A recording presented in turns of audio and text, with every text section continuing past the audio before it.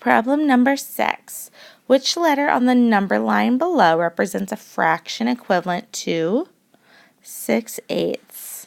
Well, every time we've had a number line, I've had to label my fractional parts. So 0, 1, and 2 are labeled for you. And yes, we usually put them above the number line, but that's where the letters went.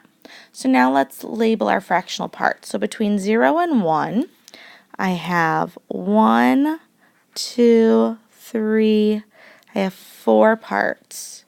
So 1 whole must be 4/4.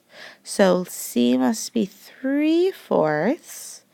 B must be 2/4, which I just happen to know is also 1/2.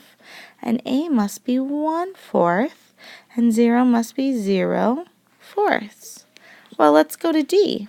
4 plus another hash is 5/4. E must be 6/4. F must be 7/4. And 2 must be 8/4 because 4 can go into 8, or 8 divided by 4 is 2. So that's my whole number.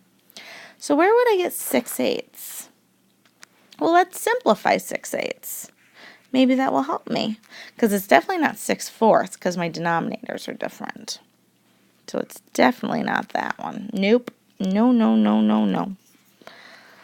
So 6/8, what could I divide 6 and 8? What are they both divisible by? What factor? Well, 6 is divisible by 3, but 8 isn't. 8 is divisible by 4, but 6 isn't. Oh, they're both divisible by 2. So 6 divided by 2 is 3. 8 divided by 2 is 4. 3/4. Oh my goodness. So 6/8, which is right over there, 6/8 is equivalent to 3/4. So I'm going to add underneath 3/4, 6/8. So which letter on the number line represents a fraction equivalent to 6/8? Letter C